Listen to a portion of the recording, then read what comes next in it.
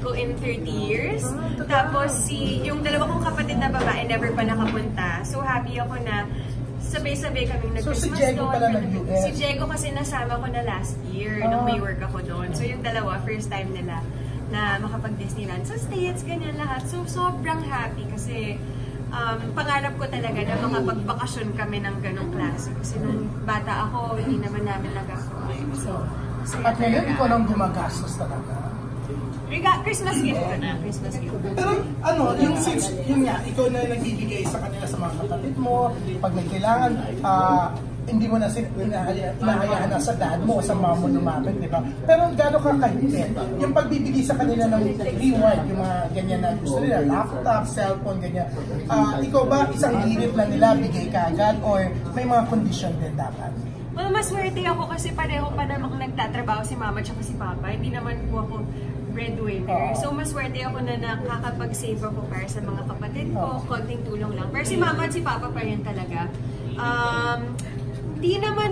Hindi din sila palahingi eh. Alam mo, sila palahingi. Kaya di ba pwede kumain muna kami? Alam mo, saka ba't kayo dito nag-interviewan? Hindi nakapag-tapos na rin. Kaya nga. Alam mo, hindi naman sa kami, no? Ano ba? Nalalaman tuloy ng mga viewers na antipati ka. Puna kayo. Sige muna, tatapusin ko muna to. So, yun. Teka muna, ito po kasi talaga ang June Allen Talk Show. Yan talaga to ngayon. Ano ba yan? So, yun. Ang dami mo na in-order, no? Nilagay mo na nga sa car mo yung iba. Sandali muna. Ano ba yan, ha? Okay, ito na lang. Sige, napag-usapan na yung mom and dad mo. Napakaganda ng, di ba? Kahit hiwalay sila, may time ka sa mom mo, may time ka sa dad mo. So, ano yung setup talaga? Well, medyo mahirap lang sa umpisa magplano kasi kailangan mo, parang parang events planning siya eh, na parang tatanong mo kung sino ang mas libre ng New Year, sino ang mas libre ng Christmas, paano hahatiin. Pero maswerte po kami kasi pareho pang nandiyan yung parents namin. So, kailangan lang namin mag-adjust kung paano ba. Yes. Oh, swerte din kasi ngayon na nagkakilala na si Papa at saka si Fabi, yung asawa ni Mama. Nakapag-dinner na rin kami na nandun silang lahat. Really? So, okay na sila magsama together? Yes. So, thankful talaga ako kay Mama and kay Papa na hindi nila ipinagdamot sa amin yung makompleto kami. So, they're friends now? Yeah, okay naman. So, parang nadagdagan lang kami ng tito, kumbaga. Ay, yung tita, walang nadagdag? Wala kasi pa binigyan ni Monching lagi, no? Wala talaga yun. Talaga. So, hindi na ito nagkabalikan sila yung pinakamay? Parang na-chismis lang yata kasi nag-show sila out of the country. Pero for the... So, ito, okay, sinong gusto pa magtanong? Rodel Fernando. Yan, Rodel. Dito ka Ay, naman. sabihin ako may tanong tungkol sa Elise na siyang pinopromote na movie.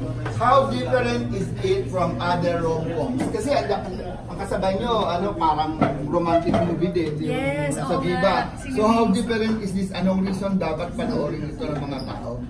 Well, yung Elise, kakaiba siya kasi inspired siya by a true story. Tsaka, yung kwento talaga nito, parang buong buhay. Sabi nga ni Enchong na pangarap niya gumawa ng mala Forrest Gump na movie. Tapos parang ganito daw yung pagkakakita niya sa Elise. Kasi mula bata, hanggang teenager, hanggang sa tumanda, parang makikita mo talaga yung isang buong buhay. Buong buhay niya o? Actually, buhay niya. Si Elise lang talaga yung parang love of his life. Pero kwento talaga to ni Bert, which is Enchong.